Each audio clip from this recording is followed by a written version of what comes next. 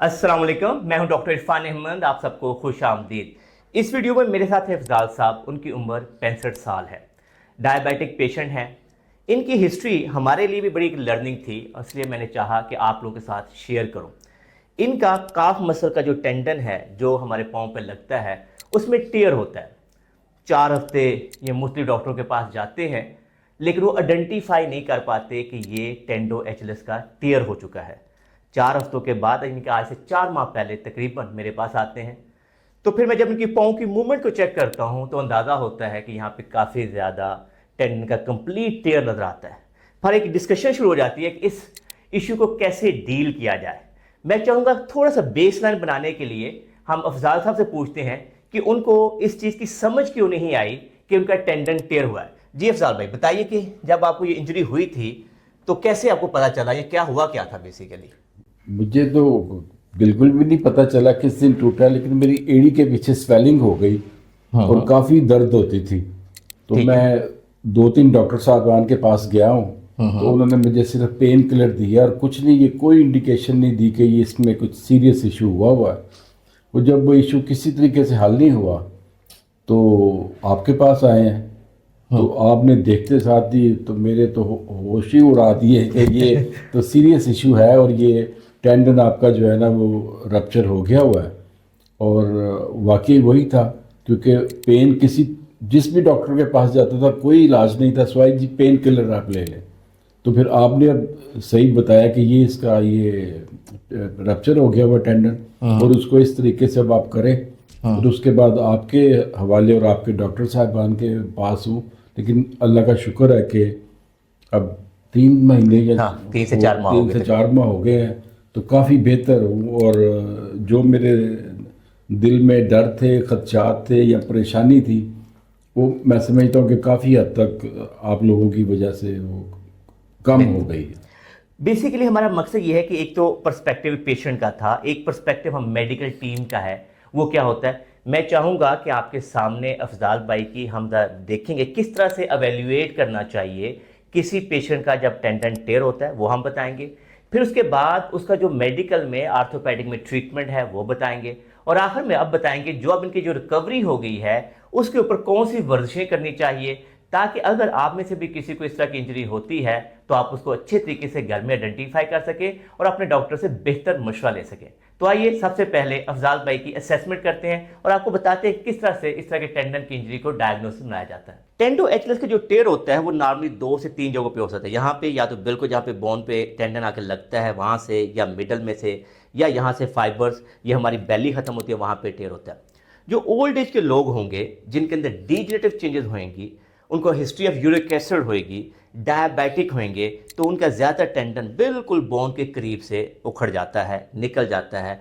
Diabetic patient क्योंकि अफजाल भाई हैं, इनके केस में इनको इसलिए समझ नहीं आई कि हो सकता है कि इनकी लेग के अंदर नमनेस, वीकनेस इतनी ज़्यादा हो कि इनको अंदाज़ा ही नहीं हुआ। क्योंकि डायबिटिक पेशेंट के अंदर नर्व्स भी नमनेस कर देती हैं, सुनपन आ जाता है, नर्व बेहतर रिस्पॉन्स नहीं कर रही होती। जब मेरे पास ये आए तो मैंने सिंपल इनकी जब यहाँ पे देखा, मूवमेंट चेक की, तो हम ये कहते हैं कि पेशेंट से कहते हैं ये पाँव नीचे है, इसको ऊपर की तरफ लेके आए, ऊपर लेके आए। ये अब ये देखिए पूरी मूवमेंट माशाल्लाह कर रहे हैं, लेकिन उस वक्त इनकी कोई मूवमेंट, पाँव की बैकवर्ड मूवमेंट ही नहीं थी। जब बैकवर्ड मूवमेंट ना हो तो इसका मतलब ये कि ये मसल जो है उसमें उसके टेंडन के अंदर टेयर आ चुका है। तो ये एक पहला साइन था जिसमें हम हाई अलर्ट हो गए कि भाई ये तो टेंडन टूटा हुआ है। और फिर दूसरा यहाँ पे एक डिप्रेशन अभी भी नजर आ रहा होगा कि अभी भी है, लेकिन क्योंकि इनके फाइबर अब हील हो चुके हैं और फाइब्रोसिस बन चुका है, उस वजह से इनकी मूवमेंट पॉसिबल है। जब ये ध्यान में रखिए कि ऐसा टेंडन जब कंप्लीट टेयर हो या पार्सल से ज़्यादा टेयर हो तो उसके 3 ही लाइन ऑफ ट्रीटमेंट होते हैं दुनिया के अंदर। नंबर 1 ऑपरेशन, सर्जरी से इसको जोड़ दिया जाता है, लेकिन एक लेंथी प्रोसेस होता है। उसका रिकवरी पीरियड जो है तकरीबन 6 माह से लेकर 9 माह तक होता है। ऐसे में being a diabetic patient, Afzal भाई के केस में क्योंकि 4 हफ्ते पहले ही गुजर चुके थे, सर्जन के लिए बहुत मुश्किल था ये फैसला करना कि क्या हम इस सर्जरी की तरफ जाएं। क्योंकि अगर हम उनकी सर्जरी की तरफ जाते हैं तो सबसे पहली बात है कंप्लायंस। पेशेंट इतना ज़्यादा टॉलरेट कर सकेगा, नहीं कर सकेगा, क्या वो कितना पॉजिटिविटी के साथ उसको फेस करेगा। सेकंड, डायबिटिक पेशेंट होना, कि डायबिटिक पेशेंट के अंदर वुंड हीलिंग का प्रोसेस स्लो होता है, डर ये होता है कि अल्लाह ना करे कोई इन्फेक्शन हो जाए। तो पहली जो लाइन ऑफ ट्रीटमेंट थी surgery was not a option. Second जो ऑप्शन था फिर वो था पीओपी कास्ट, प्लस्टर लगा दिया जाए। वो जब पेशेंट से डिस्कस किया गया तो वो भी इसमें ज़्यादा कंफर्टेबल नहीं थे, क्योंकि आप सारों को पता है कि जब पीओपी लगता है, प्लास्टर लगता है, तो वो उसे 6 हफ्तों तक लगा रहना है, और अगेन अगर अल्लाह ना करे कोई जख्म बनता है तो प्रॉब्लम आता है। फिर एक दो और सर्जन से राय लेगी, तो उनमें से एक सर्जन की राय थी कि हम इसमें एक सेफ प्ले करते हैं कि हम रिमूवेबल कास्ट लगा लेते हैं। रिमूवेबल कास्ट के अंदर जो हमारे पास ऑप्शन था वो एएफओ था। एएफओ लगाने से फ़ायदा ये हुआ कि इनका फुट जो था, क्योंकि इसमें ऑब्जेक्टिव ये होता है कि पाँव को आपने न्यूट्रल पोजीशन में रखना है, यानी कि कोशिश ये करना होता है कि पाँव इस तरह से इतना रहे कि या तो ये न्यूट्रल रहे या हील थोड़ी सी बैक पे आए, ताकि जो टेंडन है वो फाइबर करीब आके जुड़ जाए। तो एएफओ के अंदर जब इस तरह से डिज़ाइन किया गया तो उसका फ़ायदा ये हुआ कि ये दिन में गाहे बहे जब उनको इरिटेशन होती होगी, इचिंग होती, वो निकाल लेते होंगे और पाँव की उस पोजीशन को मेंटेन कर लेते होंगे। आई एम वेरी लकी कि मेरे पास ये दोबारा आए हैं 3 माह के बाद, और मैं हैरान हूँ कि बहुत अच्छी रिकवरी है। इसलिए वीडियो हम बना रहे हैं ताकि अगर कोई पेशेंट ऐसा हो जिसको डायबिटिक हो, कंप्लायंस ना हो, और वो डिसीजन मेकिंग में मुश्किल पेश आ रही हो कि वो पीओपी कास्ट नहीं कर सकता, वो सर्जरी तक नहीं जा सकता, तो तीसरा जो ऑप्शन है एएफओ को इस तरह से डिज़ाइन करवा लिया जाए कि जिसमें हमारी जो पोजीशन ये हो कि हमारी हील जो है वो थोड़ी सी नीचे आ जाए, क्योंकि मोल्ड किया जा सकता है, और पाँव को थोड़ा सा हमने प्लांटर फ्लेक्स पोजीशन में रख लिया जाए, तो उससे भी हमारी हीलिंग हो सकती है, और जो कि एक बड़ी सक्सेस स्टोरी अफजाल साहब की है। अब हम आपको ये बताएंगे कि अब अफजाल भाई जब हमारे पास आए हैं तो इनको कौन सी एक्सरसाइजेस करनी चाहिए ताकि इनके मसल स्ट्रांग हो और ये अपनी 100% लाइफ में वापस आ सके। नंबर 1 एक्सरसाइज जो अफजाल भाई को करनी चाहिए, पाँव को आप तरफ खींचें अफजाल भाई, पूरा खींचें और फिर पूरा नीचे लेके आए, पूरा पूरा नीचे लेके आना है ताकि पाँव अपवर्ड एंड डाउनवर्ड मूव करें। फिर दोबारा से ऊपर खींचिए अफजाल भाई और फिर नीचे लेके आइए। तो ये नंबर 1 एक्सरसाइज अफजाल भाई जो आपने 20 दफ़ा सुबह 20 दफ़ा शाम में करनी है।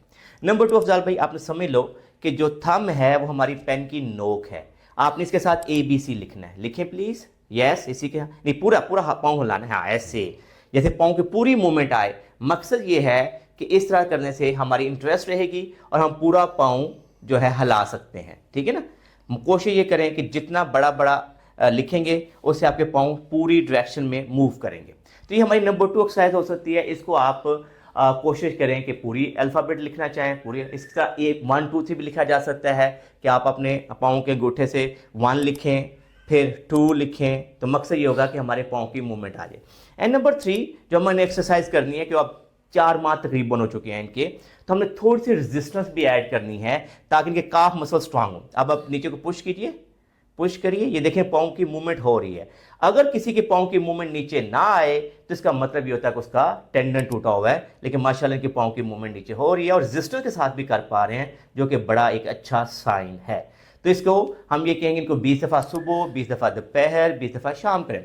तीसरी एक्सरसाइज जो हमने करनी है, क्योंकि हमने ओवरऑल हमने लेग स्ट्रेंथ को इंप्रूव करना है, तो फिर हम कहेंगे पाँव खींचे, टांग को बिल्कुल सीधा ऊपर उठाएं। जब ये टांग को सीधा ऊपर उठाएंगे तो आप ये देखेंगे कि पूरा काफ नीचे से स्ट्रेच हुआ है, जिससे इसका मतलब है कि पाँव की पूरी रेंज ऑफ मोशन में मेंटेन आ जाएगी।